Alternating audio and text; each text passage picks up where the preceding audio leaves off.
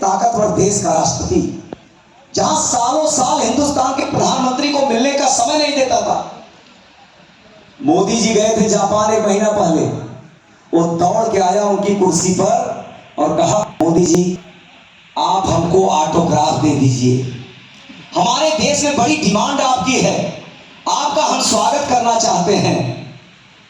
तब तक ऑस्ट्रेलिया का राष्ट्रपति आया और कहा, मोदी जी दुनिया के बॉस हैं। तब तक तीसरे देश का प्रधानमंत्री आया, ये मैं कहने वाला नहीं कह रहा हूं, टीवी पर और पेपर में देखे होंगे आप, मोदी जी का पैर छूता है और कहता है, मोदी जी हमारा देश आपका ऋणी है, हमारे देश के लोगों को आपने कोरोना से बचाया है। क्योंकि मोदी जी ने 100 देशों में, हिंदुस्तान के लोगों को तो टीका लगवाया ही, 100 देशों में मुफ्त में टीका देने का काम किया। और केवल इतना ही नहीं, तो एक बहुत बड़ी घटना भी हुई 1 साल पहले। अभी भी युद्ध चल रहा है, यह घटना ऐसे नहीं होती। आज तक के इतिहास में कभी ऐसा नहीं हुआ कि 2 देश एक दूसरे के ऊपर गोला बारूद बमों से, मिसाइलों से हमला कर रहे हो और तीसरे देश के 35,000 बच्चे फंसे हो वहां। तीसरे देश का प्रधानमंत्री ये कहता हो राष्ट्रपति कि आप युद्ध रोकिए, हम अपने देश के बच्चों को निकालना चाहते हैं। अगर ये सुनने को मिला तो मोदी जी के कारण रूस और यूक्रेन का युद्ध चल रहा था, अभी भी चल रहा है। हमारे देश के 35,000 बच्चे बचे थे, वो भी चिंतित, उनके परिवार वाले भी चिंतित, हमारे बच्चे का क्या होगा। हमारे प्रधानमंत्री ने दुनिया के लोगों से कहा, रूस और यूक्रेन से कहा, आप युद्ध रोकिए, हम अपने देश के बच्चों को निकालना चाहते हैं। दोनों देश तैयार हो गए। क्यों? मित्रता के नाते, रिश्तेदारी के नाते नहीं। दोनों देश को लग गया कि अगर मोदी की बात नहीं मानेंगे तो मोदी हमको बर्बाद कर देंगे। दोनों देश तैयार हो गए और तैयार होने के बाद क्या कहे, हम आपकी बात को मानने के लिए तैयार हैं। मोदी जी ये बता दीजिए, हम कैसे आपके देश के बच्चे हैं पहचानेंगे कि इंडिया के बच्चे हैं।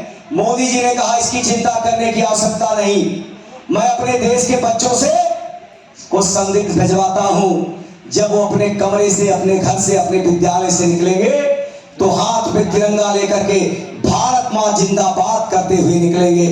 आप उस दृश्य को देखिए, जब हमारे देश का नौजवान हाथ में तिरंगा लेकर के भारत मां जिंदाबाद करते हुए निकल रहा था, तो दोनों दुश्मन देश की सेनाएं उनका स्वागत कर रही थी, उनको सुरक्षित निकाल रही थी। यह ताकत पैदा किया है नरेंद्र मोदी जी ने। और केवल इतना ही नहीं, तो एक देश हमारे देश के बगल में है, उस देश के बच्चे जब जन्म लेते हैं तो उनके माताजी पिताजी कान में कहते हैं, बेटा तुम्हारे देश के बगल में एक देश है, उसका नाम है हिंदुस्तान, वो तुम्हारा दुश्मन है, उसको जीवन भर गाली देना, वहां के लोगों को गाली देना, वहां के लोगों को अपमान करना, वहां के तिरंगे का अपमान करना। उस देश के बच्चे भी वहां फंसे थे। जब हिंदुस्तान के बच्चे सुरक्षित निकल गए तो उन बच्चों को लगा हमारी जान कैसे बचेगी, तो बड़ा सोचे। ये टीवी पर आप देखे होंगे, तो उनके समझ में आ गया कि अगर अपने देश का झंडा लेके निकलेंगे तो जान से जाना पड़ेगा, गोली लग जाएगी, मारे जाएंगे। तो उनके समझ में आ गया कि हमारी भी जान तभी बचेगी जब अपनी पहचान छुपा करके हिंदुस्तान का तिरंगा हाथ में लेकर के भारत मां जिंदाबाद करेंगे, तब जान बचेगी। यह ताकत पैदा किया नरेंद्र मोदी ने कि आज दुनिया के लोग जो दुश्मन देश हैं, उनको भी जब जान बचाने की बात आती है तो हिंदुस्तान का नारा लगाने पर उनको मजबूत होना पड़ता है। और इसलिए तमाम लोग घबराए हुए। भाई मोदी जी ने कोई अपराध थोक कर दिया कि गरीबों को शौचालय बनवा दिया, बिजली पहुंचा दिया, आवास बनवा दिया, दवा की व्यवस्था करा दिया, गैस की व्यवस्था करा दिया, आतंकवादियों का आरोपी कर दिया। नेताजी सुभाष चंद्र बोस को कौन नहीं जानता। 65 वर्षों से मांग चल रही थी, दिल्ली कहीं पर उनका स्मारक बनवाया जाए, नहीं बना, मोदी जी ने बनवा दिया। उसको लेकर के पेट में दर्द है। सरदार वल्लभ भाई पटेल देश दुनिया के नेता थे, भाजपा के नेता नहीं थे, कांग्रेस पार्टी के नेता थे। लेकिन हमारे प्रधानमंत्री ने कहा सरदार वल्लभ भाई पटेल की जितनी ऊंचाई है उनको सम्मान, दुनिया का से बड़ा स्मारक मैं बनवाऊंगा, और कहा नहीं, बनवा दिया। उसको लेकर के पेट में दर्द। बाबा साहब भीमराव अम्बेडकर का नाम लेकर के तमाम लोग राजनीति करते हैं, लेकिन उनको सम्मान देने का काम किसने किया? हमारे प्रधानमंत्री जी ने, जहां उनका जन्म, जहां उनकी कर्म भूमि, जहां उनकी पर पढ़ाई लिखाई, वहां पर पंच तीर्थ बनवाने का काम किया। पंच तीर्थ, आप दिल्ली आइए, जनपद रोड पर शानदार म्यूजियम बनवाया है मोदी जी ने, उसको लेकर के पेट में दर्द।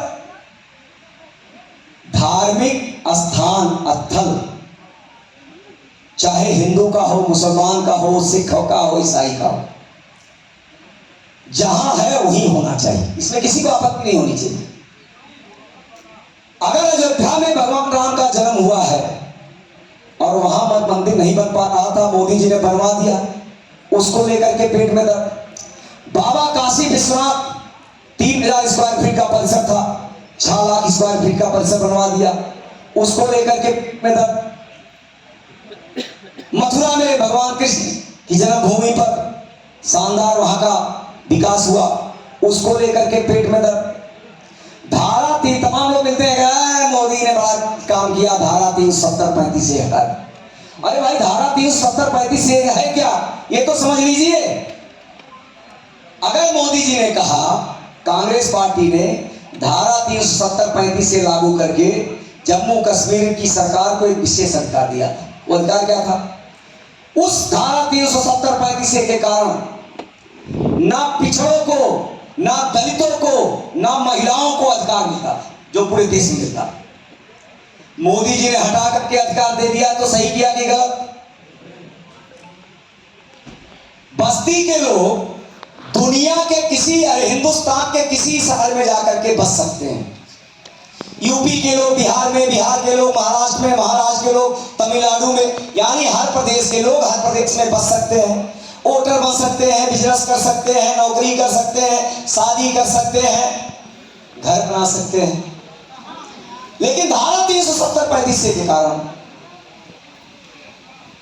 हिंदुस्तान के किसी भी क्षेत्र का आदमी जम्मू कश्मीर में बस नहीं सकता, शादी नहीं कर सकता, वोटर नहीं बन सकता, नौकरी नहीं कर सकता, बिजनेस नहीं कर सकता, जमीन नहीं खरीद सकता।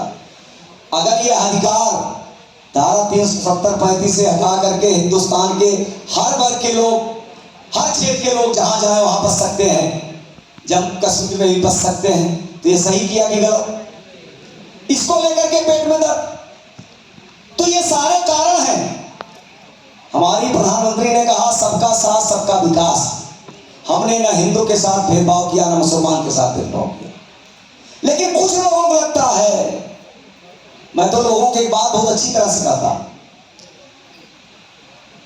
कि अगर वोट की राजनीति करने के लिए आप किसी वर्ग को भ्रमित कर रहे हैं, तो ये समझने की आवश्यकता है कि मोदी सरकार ने कौन सा ऐसी योजना बनाई, कौन सा ऐसा काम किया जो किसी के साथ भेदभाव किया। तो ये सारा विषय आपको जानना चाहिए। अब हम बस्ती के रहने वाले, 5 मिनट में अपनी बात समाप्त करूंगा, क्योंकि आपके मन में आएगा कि सांसद जी आए थे और देश दुनिया की बात की, बस्ती की बातें नहीं की। तो बस्ती में क्या हुआ? तो जैसे 65 वर्षों में देश में सबसे ज्यादा 9 वर्षों में काम हुआ, जो 65 वर्षों में नहीं हुआ था, वैसे ही 65 वर्षों में बस्ती जिले में जो नहीं हुआ 9 वर्षों में हुआ। और उसका प्रत्यक्ष उदाहरण जहां पर आप बैठे हैं, इस जिले में हाल नहीं था, जहां बैठे हैं यहीं से शुरू करता हूं। एक हाल नहीं था जहां 100 लोगों का व्यवस्थित कार्यक्रम हो सके।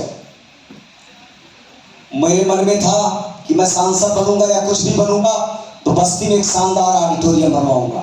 और आज मैं कह सकता हूं 2 साल पहले तक पूर्वांचल का सबसे अच्छा ऑडिटोरियम बस्ती में था। उसके बाद माननीय मुख्यमंत्री जी ने गोरखपुर में बनवाया। बस्ती जिले में 65 वर्षों में कोई मेडिकल कॉलेज नहीं था। मैं प्रधानमंत्री बना, मोदी जी प्रधानमंत्री, मैं सांसद बना, मोदी जी प्रधानमंत्री बने, मैंने माननीय प्रधानमंत्री जी से निवेदन किया कि आप बस्ती जिले में हमारे गरीबों, किसानों, मजदूरों की दवा ठीक से हो जाए, आसानी से हो जाए, कम पैसे में हो जाए। प्रधानमंत्री बन गए। बस्ती में मेडिकल कॉलेज बनवा दिए, पिछले 4 सालों से मेडिकल कॉलेज चल रहा है। बस्ती जिले में कोई इंजीनियरिंग कॉलेज नहीं था, हमारे बस्ती के गरीबों की पढ़ाई करने के लिए नोएडा, गाजियाबाद, दिल्ली जाना पड़ता था, परेशानी भी होती थी, पैसा भी ज्यादा लगता था। आज इंजीनियरिंग कॉलेज बन करके तैयार है, पॉलिटेक्निक चौराहे पर जा करके देख सकते हैं।